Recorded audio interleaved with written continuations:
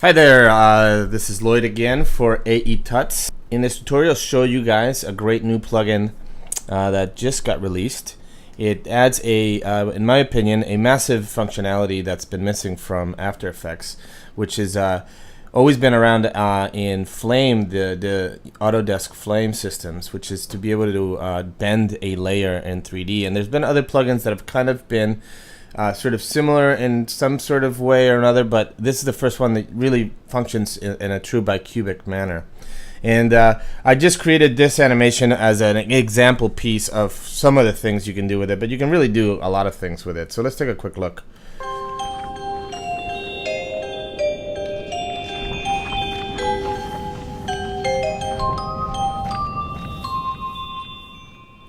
So let's break down exactly what's going on here. So this you know, it can be a piece of paper or cloth, or, you know, it's not really, I guess it wasn't really meant to be anything, but I wanted just to feel like it was really truly displaced in 3D space, which is why I started with it from the side here, and then, you know, have it pull away to reveal another one below, and then finally the logo, and, you know, see here how it you know, how it wrinkles up. And the other thing worth noting is these cards here were created with the new version of Particular 2, and since that's not released yet, I'm going to cover that part in a future addendum or a future tutorial. But, you know, if you're familiar with Particular, it's fairly straightforward to create an animation like this. What makes Particular 2 different is that now these cards are actually being lit and shaded by the same comp light that is shading the paper, as well as having them tumble in 3D space, in true 3D tumbling, you know, according to the motion path in the turbulence that I set to it. So I will not be covering that in this tutorial. What I will be covering is how I created the both of these sheets peeling away to reveal the logo. So let's get right to it. We're going to build this comp at 720, and there's this preset for PAL, which is 25 frames per second, but I like working at 24 because I find that's now a more universal format, as well as what films are created in, so it's more cinematic, which, if you know anything about my work, you know that I enjoy cinematic anything. Alright, so so the first thing we're going to do is we're going to create the texture that is going to be the this sort of fabric, and I chose this sort of paper texture, but it can really be anything. I thought it would add a nice you know, a nice tactile feel to it. So I got this paper texture here, and I've already made it into this 1600 by 500 size. Which is an arbitrary size. It can be any size I want. And what I'm going to do is I'm going to pre-comp it. So I'm going to choose pre-comp, and I'm going to just call this sheet 1. And I'm going to leave all attributes. That basically will keep all the dimensions and everything the same. And then I'll go into that pre-comp, and in this comp, I will add the text that we're going to have here, always something. So I'm just going to create some text, always something. Chose some lovely white type over this, so let's just scale it up. Change the font. I think I've used Helvetica Bold. And let's make it black, and then I believe I changed the transfer mode to overlay. And then I also put a curves filter, so let's go here, curves. And so I'm going to apply curves to the bottom texture to darken it up a bit, give it a little more pizzazz. So there you go. That's how I got the color. And let's go back to our comp 1 here. We're going to rename this main comp. Alright, so what we're going to do is also set up a 3D environment. So we're going to create a new camera. I always like working with 50 millimeters, so we'll choose 50 millimeter. And we will also create a null, and we're going to make that null 3D, and we're going to attach the camera to that null. So if you've seen any of my tutorials before, actually a lot of people like to work this way.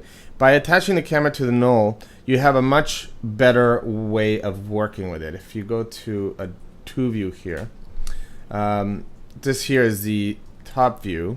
So here's the camera, and here is this null that I just created. So by making the camera a child of this null, the center of rotation for this camera is the end of the point of interest. So if you look, point of interest here is at 0, 0, 0, and it will now, when you rotate this null, we'll say rotate it on Y, you can see that it's rotating the camera around that null. Okay, so that's why I do that, and that makes your life a lot easier when you're trying to work in 3D space. So let's go back to one view. And the other thing we're going to do is define a ground plane. So we're going to create a new let's see, solid layer, and we'll call that floor. And actually we should probably make it like a grayish color, whitish. Make it 3D. What we'll do is we'll push it back in Z, and then we actually, so the way these things work is, even though it'll be in 3D, it'll be in its own world 3D, so the order here matters. So I'm going to push the floor below the sheet, and then I'm going to just open up this scale. So it's actually, you know, behind it in Z.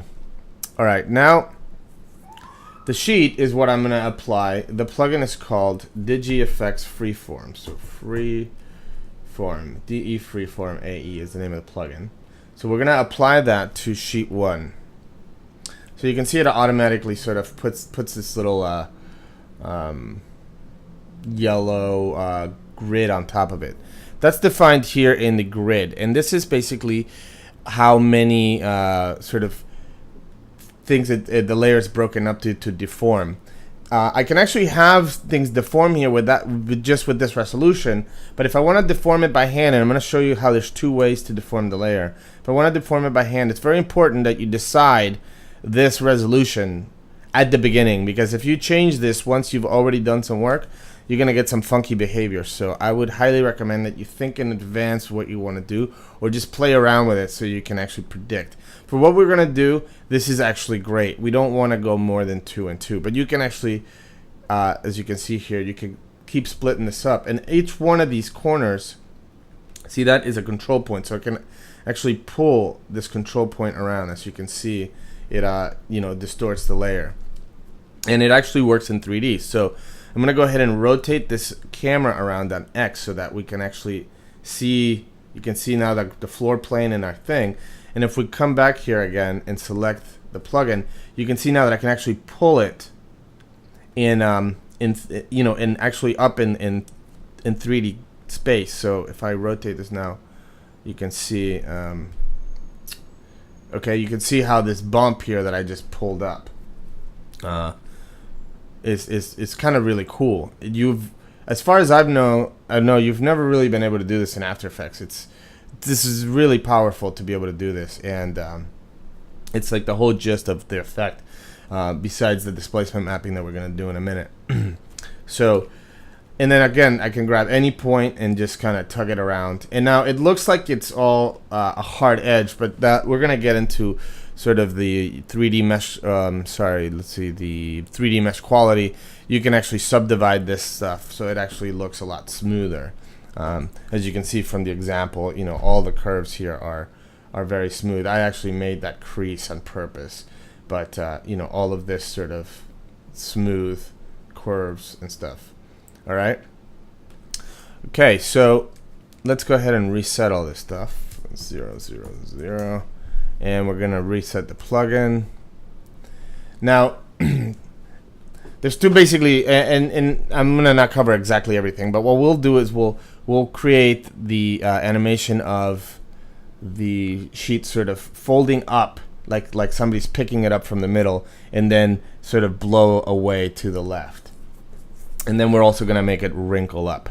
So let's cover up how you would do the wrinkling up. So now that I showed you how to, and actually the reason I want 2 rows and 2 columns is because this will make easier to do this sort of picking up thing. So if I now grab this point, see, by not having so many points, and then there's there's another editing controls. You can have tangent alignment, and what that means is these sort of like handles here stay linked, see? Or if I turn this off, then they're broken, so I can actually control it. So in the case of what I want to do, I actually want to break it so that, you know, so it kind of pulls up more like a tent. But and then I can actually grab the back point. See, and by actually moving the points in the correct order, you can actually grab them all sort of on their own. And then again, move the handles so that you can see what you're doing. So, okay. But one important thing I forgot to do is you always want to set a keyframe for when it's normal, when it's flat. Well, in this case, it doesn't start flat, but if you wanted it to start flat, you really want to set a keyframe for it flat because getting back to flat might be difficult. And you do that here in Mesh Distortion under Grid. So that sets a keyframe for this. So, so let's go ahead and pull this back down. Actually, I think you could probably hit reset. Yeah. So it actually did. But if you had set anything else, that would have not worked. So it's best if you set your keyframe first, bam, and then you go about setting your business. All right. So that's how you'd pull the layer apart that way. The other way is there's another control here called displacement controls. And here you can see you can have a displaced layer. And this works similar to the way a 3D displacement or a bump map works in a 3D package, or if you've ever used displacement layers, where's distort? If you've ever used displacement layers in the displacement map, it works exactly the same, but the difference is here it actually works in true 3D, and that is really powerful. So what we're going to do is create go back to the project and duplicate the sheet here. And the reason you want to do that is because you want it to have exactly the same dimensions. So I'm going to duplicate this, and I'm going to rename it Sheet 1 Displacement Map. And I'm going to go in here, and I can delete all this stuff. Actually, I'll show you something kind of cool.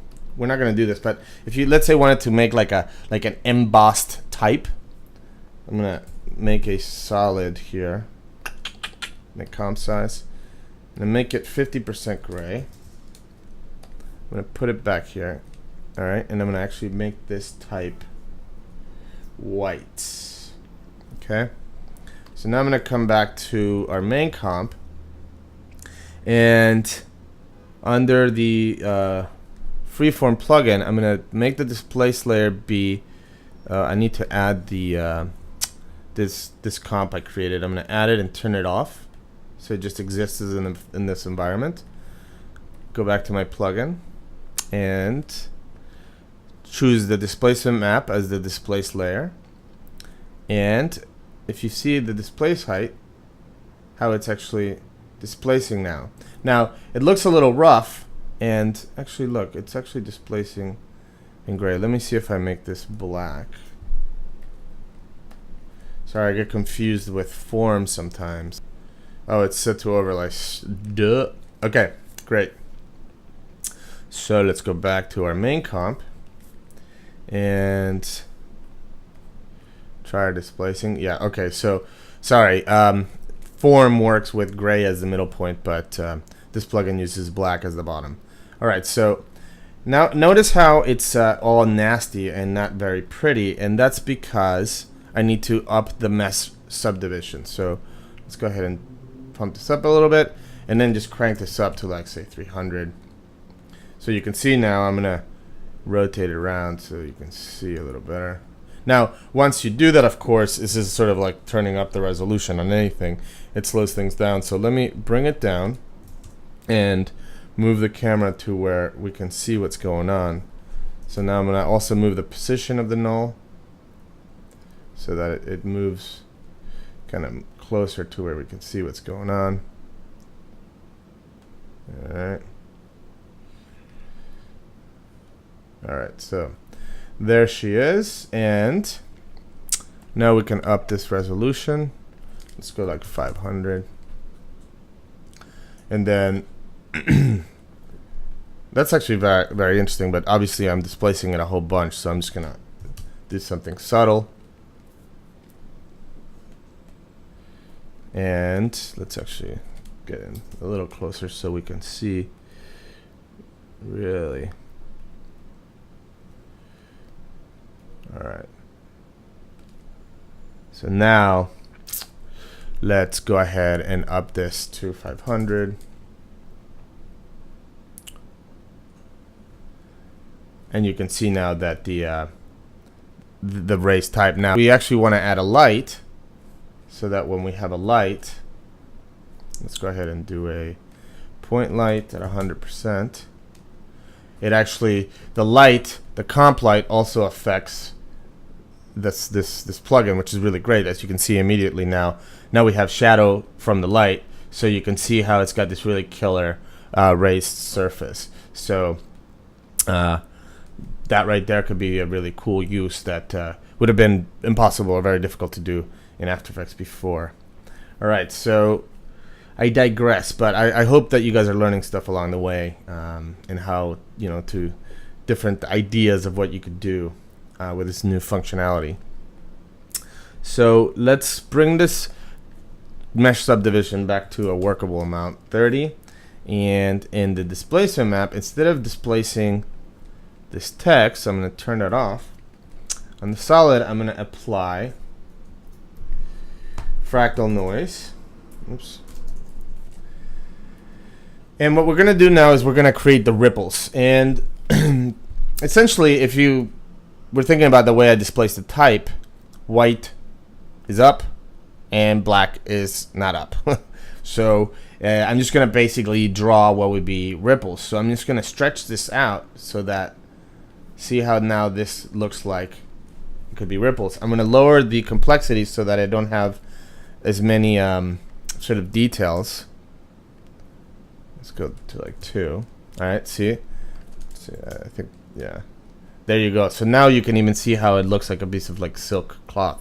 So if we go back to our main comp and increase our displacement height, oops. Alright, and then again, it's rough, but if I up the subdivisions to like say 300, you can see now we gotta have this sort of like wavy pattern displacement.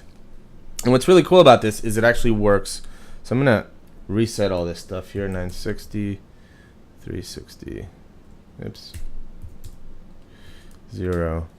Again, don't forget to lower this mesh subdivision so that things work snappier again. So 360, 0, 0, and 0. And we'll go ahead and let's see, rotate it on X so we see it from the side. So as you can see here, it's actually displaced, yeah. And then we can also use the other controls that we were using before to additionally displace it. So it's kind of, this is sort of the whole gist, is that I can actually create by hand displacements and then by texture map, because to have hand animated this ripple would have been impossible. Because see, here now I can actually animate, if I animate the evolution, set a keyframe, let's go down in time, like 10 seconds. You can see here, this is just, by just rolling this around, let's preview this real quick. So that's a little slow, let's go ahead and add a few more. Alright, so that right there makes it sort of randomly go up and down, and then you can also, if you wanted it to say ripple in one direction, you could just animate the offset turbulence. So if I go to 0 here and set a keyframe, and then come over here and just literally see, you can just roll this thing around. So like that.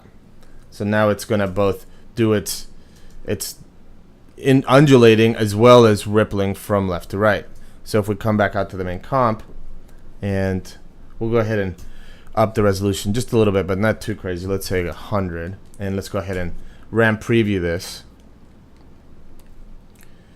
All right, so there you go. Now you can see how cool this just looks. Just very quick, like default fractal noise settings. We now have this rippling cloth with the text and the little up and down that that I did by hand. So to get basically this animation that I did here, of this sheet sort of coming in and then picking up, I'm going to animate it. Well, first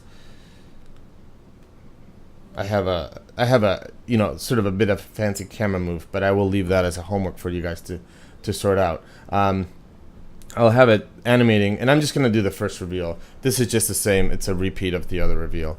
I'm going to animate. First, I'm going to animate. Let's lower this again.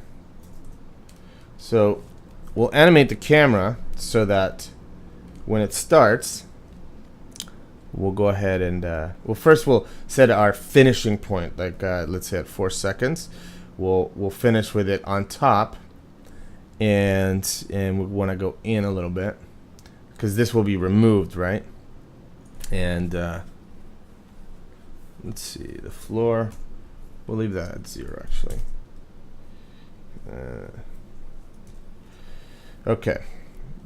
That was just me resetting the size. I think I scaled it up too much, but that doesn't matter, because then what I'll do is so let me turn this off for a second.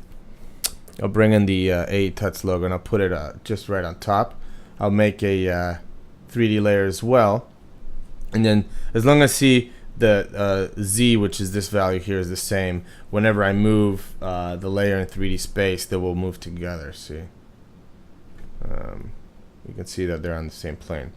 So that's important because that's going to basically be the ground plane, just in case you can parent it so that in case you move the floor, that it moves with it. But that's not really necessary because I'm not animating the floor.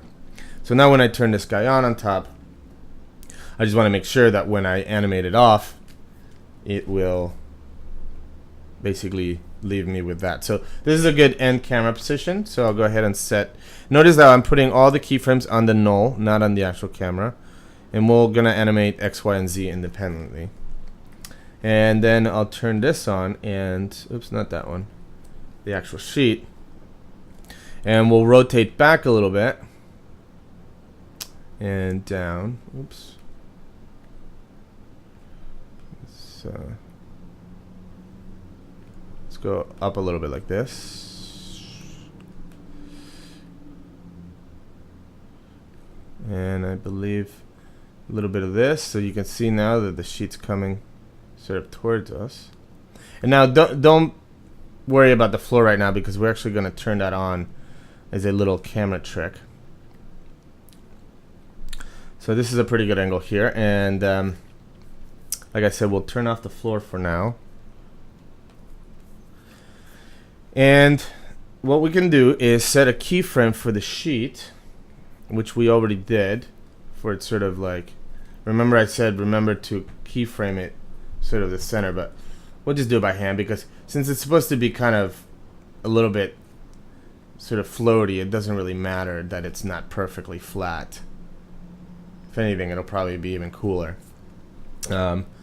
So that will set that keyframe there, and so when we come here, it's actually up, and then so all I gotta do is just go to the beginning frame and move these guys up, sort of like fold them up, and then move these guys like that, and move these guys over, and then just move these center guys down so that it's sort of like, if you can imagine, I'm kind of folding it like a taco a little bit. Alright, and that's it. Okay, so now let's take a look. See that? How it's just unfolding.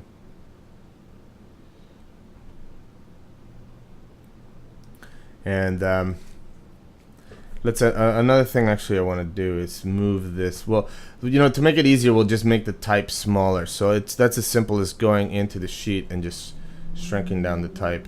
That's the cool thing about doing this like this in a pre-comp, so that when we come out here, we just see the type. Oops.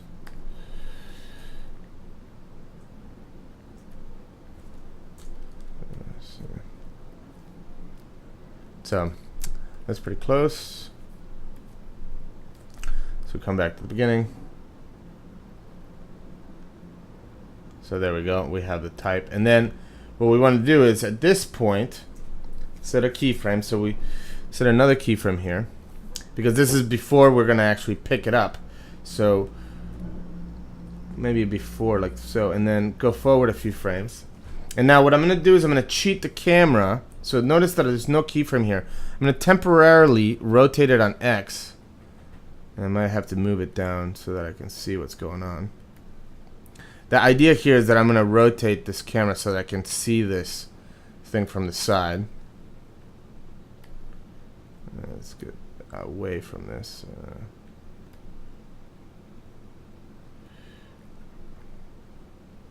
There we go. So I'm just moving this null, and now I'm doing this arbitrarily because I'm actually going to delete these keyframes as soon as I'm done. But now that I can see it kind of from the side, move this. There we go. So move that down. So now I can actually select it and just do this sort of pinching thing I was talking about before. So turn off the tangents and move this up and do the tangents. And then I'm also going to move in. Now I'm going to move in these guys a little bit so that, you know, essentially because it's basically pinching it. And maybe maybe the center guy. Let's move this guy. Yeah, that's the center guy. Maybe this guy has a little bit not as pinched. You know, and doing this sort of at arbitrary places just adds a little bit of that sort of, you know, hand normal feel. So make that like that. Same with this side. Bring this up like this. Make sure that center one is in, so it kind of uses this sort of billowing kind of vibe. So now if I look here, it's going to just pinch itself. See that? And then to move, so now I've done just the deforming, but there's actually controls as well to move it around in 3D space, and that is in the 3D mesh controls.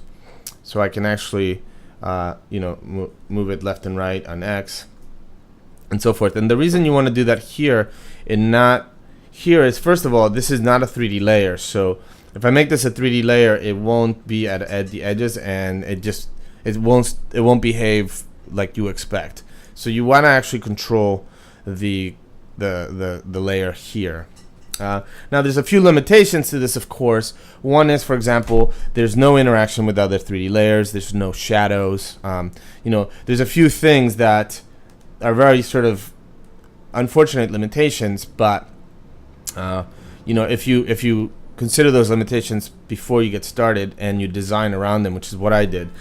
All right, so now once it pinches, actually as it's pinching, which is at this keyframe here, I'm going to set keyframes for position and then also for rotation. And I'm going to reveal those, U. And so that when it pinch, when it's finished pinching, and now I can actually turn off these keyframes so that now we're basically looking at it from above, right? Here, see how it's pinching? And see how it's actually going past camera. And the way I'm going to do that is, again, by, now that I have these keyframed, I can just animate this. So you can see Z is kind of coming at camera. And then I'm going to move it over to the left a little bit with X. And then keep going. And actually, I should probably push it back so that we see the edge of it as it's sort of going past camera. And that, so, and now basically it's out of the light, so that's why it's going all black. So let's move this light up. See, there you go. So it was basically crossing through the light. So I just moved the light up in Z. So now we can continue moving this guy. So there you go. Minus 700. Let's do this by hand. Minus 800. Actually, minus 700. Move it up just a bit more. Minus 300. No, minus 250. And then minus 800. Minus 225. All right. So now if we preview this, you can see here that it's going to go nicely close to camera, and we're going to catch that little tail bit, right?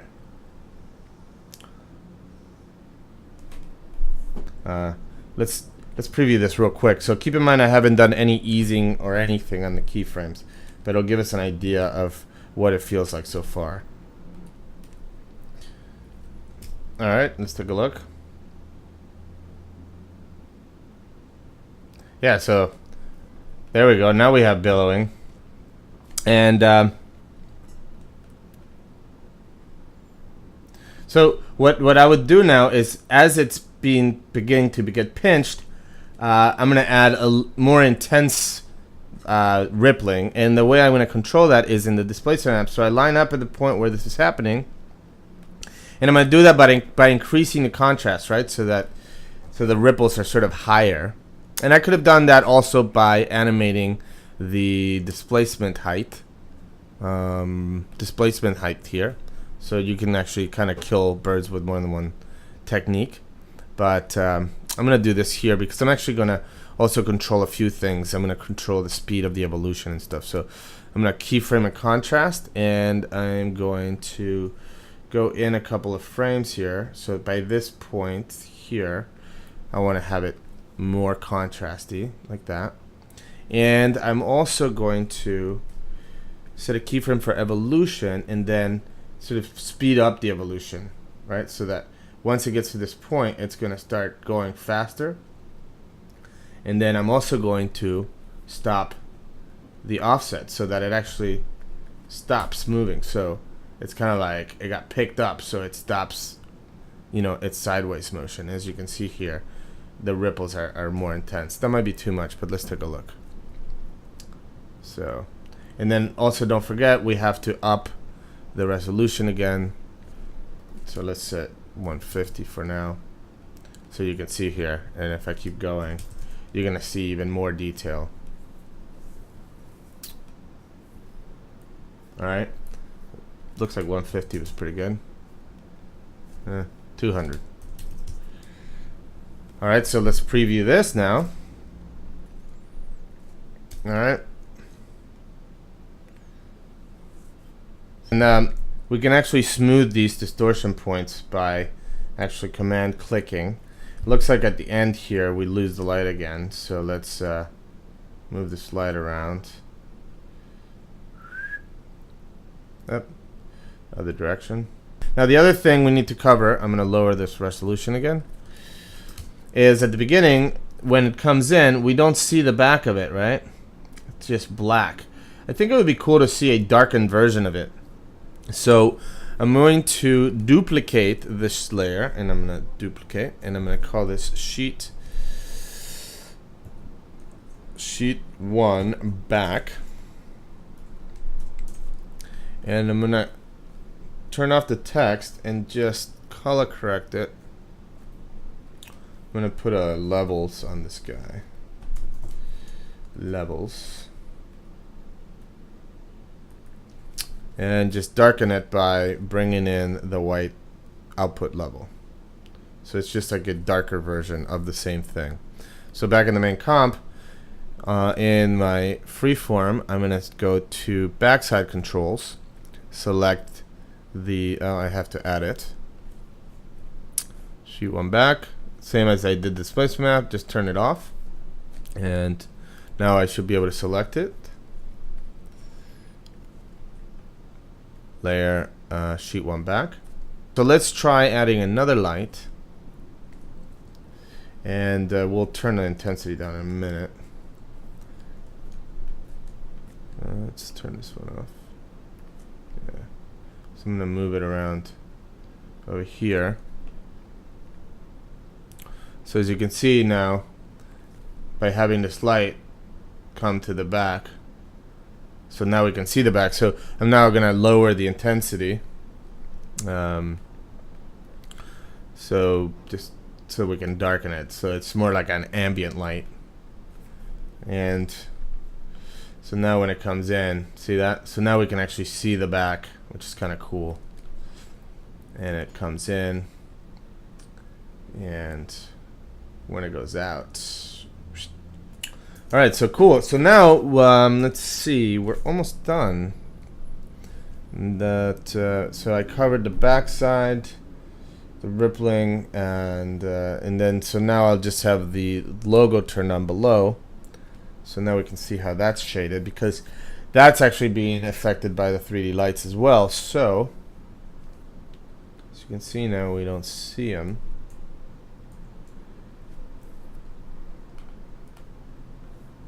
Let's try turning off the lights. Whenever you don't see anything, you want to try turning off your lights, so that, see what's happening is I'm actually still covered by the sheet. So that means that I have to have kept going here. Minus 900, minus 1000. There we go. For some reason this slider is really sensitive in this plugin, so minus 220. There we go.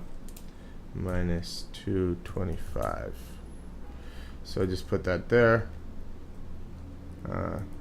Minus 235. So now I'm actually double clicking on this keyframe so that I see the result here. Minus 250, let's keep going. Minus 300, that's too much.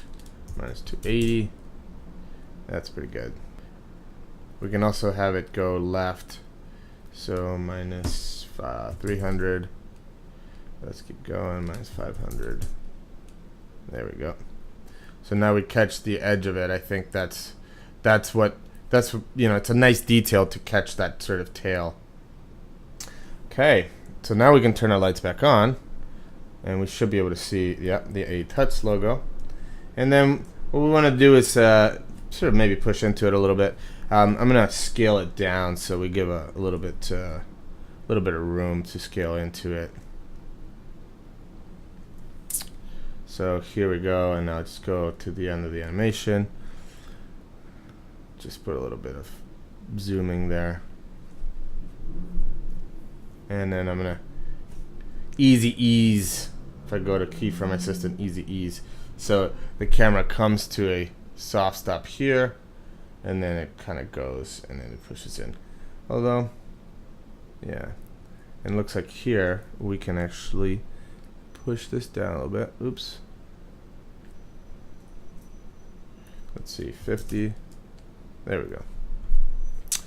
All right, let's preview this. Actually, let's up the mesh subdivisions to, what was it? Like 150? Let's do 200. Why not? Don't forget, so now I turned the floor back on. So, yeah, okay. So at this point, when it's fully covered, I'm going to actually just trim the floor and the A-Touch logo so it just kind of turns on at this point. Okay, so now we don't see it when we come in. All right, and so let's go and preview this again. Up my subdivisions. We'll do 150. And preview.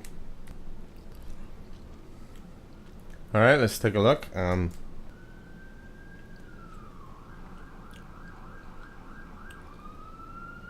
Easy ease out these keyframes. So now let's preview this. And there you go. Now it's smooth. So just by basically doing easy ease on these keyframes, now this sort of transition is much smoother. All right. So now, just a few little tweaky things just to sort of beautify it. First of all, see how there's this jagged edge? There's a setting for the amount of anti-aliasing, which is set to none now. You can go from low to high, but even the low setting seems to work pretty well. See that? I just got rid of the jaggies right there. And then there's image filtering, which I'm assuming helps filter out this sort of texture, but I don't know, I can't really tell the difference here. And then the last thing, which are these very, very optional steps. There's no built-in motion blur or depth of field to this plugin. So what I do is I use two really awesome plugins that I use on so many jobs. One is Revision Effects Real Smart Motion Blur, and the other one is Frisch Luft Lens Care. Both of them have built-in equivalents. The equivalent for Real Smart Motion Blur is Force Motion Blur, CC Force Motion Blur. So let's go ahead and show you how I apply those. I'm gonna pre-comp this whole thing. So select all and pre-comp, and I'm gonna call this setup, I guess. So I'm gonna apply.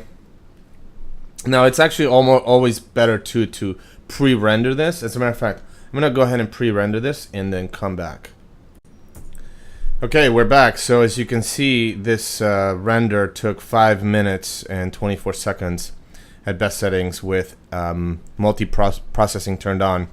This is a Mac Pro with a bunch of RAM, so it went pretty fast. One thing to note is they've really improved the multi-processing in 9.0. This is actually the latest 9.0.2, which I highly recommend everybody upgrades if they have CS4.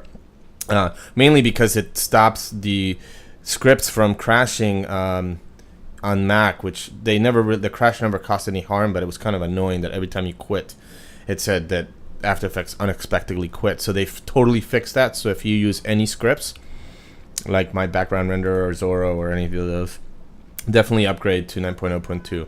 All right, so okay, so I'm gonna bring in the rendered comp and set it as a proxy for, not main comp, sorry, for the setup comp. The reason I do that is because this way I don't lose my live comp in here, but you can see now it actually, when I move it, it actually uses the rendered file. But if at any time I wanted to see the real thing, I just turn this button off, and then as you can see, it starts rendering the frame, which takes a lot longer. So using proxies is a really great way of speeding up your workflow, hence the name proxy. But I'm always surprised at how many people don't know about them and don't use them. There's one other thing I forgot to mention before we go into the last steps in this, and also see if I go into this comp, it says proxy enabled, so I can just turn it off. If you go to, one of the things is that I actually turned up the specular highlight, so it almost looks like this is like metallic-y. You know, like almost like, I don't know, very reflective silk or something. You do that by going to the plugin and then in the, oh, you know what? Look, I left the mesh quality at 30. That's why it rendered so fast. But anyway, it looks pretty good for now. If you go to surface controls and you turn up the specular, just like in a 3D program, it just catches more specular, so it actually looks more reflective, especially when you're going into the really crinkly parts here. See how now it looks more reflective, even though it's not really reflective, but by being much shinier, it just, like I said, has that sort of silky vibe. But the defaults are actually pretty good at 50/50, but you can also lower, play with these controls to play with different looks. All right, so back to the main comp. So I'm going to turn on the proxy again. All right, so, and even though what's proxied is a pre-comp, so I can actually apply plugins and stuff to this comp, and it will actually work. So Real Smart Motion Blur. This is really easy to use. You just put it on, and it automatically calculates motion blur. The built-in one is called Force Motion Blur. And notice the difference. This is an 8-bit plugin. Real Smart Motion Blur is actually 32-bit plugin, which is very handy. So as you can see here, it basically does this really nice automatic job of motion blurring the layer. So when it's pulling away, especially here and the edges, it really kind of does a good job. Sometimes you get a little artifacting like this. You can actually, there's a pro version that actually allows you to draw a mask so that you don't get this problem. But in this case, I didn't really care because when it moves so fast, it even happens in this movie. It moves so fast that even though the artifact is there, you don't notice it when it's moving so fast. But this is what's really nice about this. And then the other plugin, I'm going to turn this off for now, is I wanted to add some depth of field. So what I'm going to do is use Frisch Luft Lens Care. So it's I'm going to actually see Frisch Luft. It's called Out of Focus. I'm sorry, Depth of Field. Lens Care is the name of the package that both of those plugins come in. So Depth of Field works with a what's called a depth layer, sometimes called a Z buffer or a depth pass. And obviously this was not created in a 3D program, so what we're going to do is we're going to fake our own depth layer. And that's simply by drawing a solid with a ramp on it. And essentially where it's black, it's going to be more blurred than where it's white. So at the beginning, I want it to be blurred sort of out here, but not here. So if I actually overlay this a little bit. Let's see this. Okay, so I basically do something like that.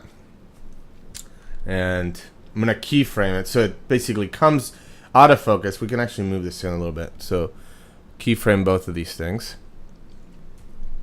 So as a layer comes in, I can move this out so that the leading edges in focus keep coming. And then actually probably wants to go in focus, so let's see. Yeah, so as it's coming in, this is the focus line. We probably want to take this out as well so it feels more natural.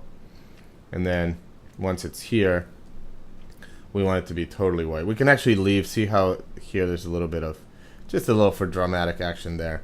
And then when it starts pulling away, so we'll just go ahead and move that keyframe. I'm gonna move it so that this is out of focus up here.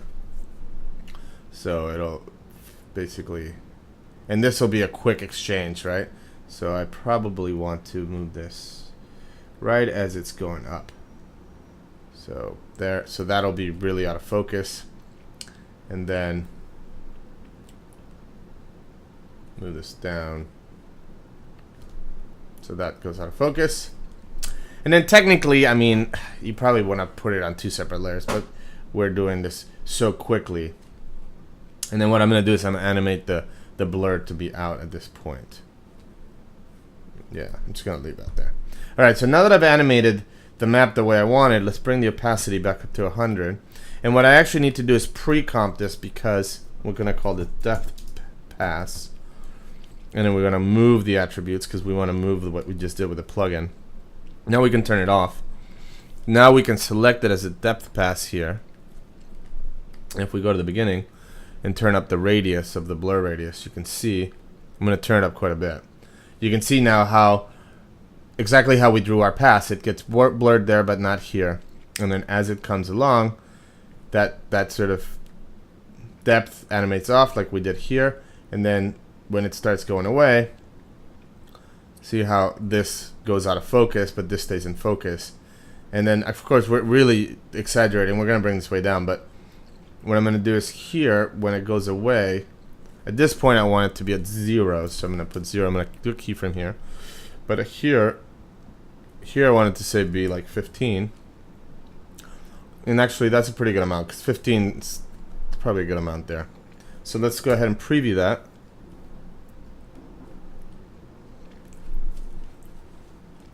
So notice how adding that bit of blur, it's just really nice. Let's see. Just adds a little bit of that cinematic vibe to it. And see how it, when it goes away, it's so fast you don't even notice all that little trickery that you're doing. But if you look closely, it does go out of focus here, and it just, the eye just makes it feel like it's working. By the way, the built-in equivalent to depth of field is called lens blur. Lens blur. Notice this one's 16-bit. and depth of field is 32-bit. Depth of field 32-bit, but lens blur works the same way. So I'm gonna go ahead and select the depth map layer. I'm gonna use depth path, and I think lens blur works inverted. So yeah, so see here, this is what's out of focus. So you just invert it so that the back is what's out of focus. But same result. I believe depth, the first one is faster, and it's been around longer than lens blur, so I just got used to using depth of field, and I also like the fact that it's 32-bit. I work in 32-bit a lot. But I'm gonna show you how you can just get equally nice results with the built-in lens blur. So both of those plugins are really optional steps.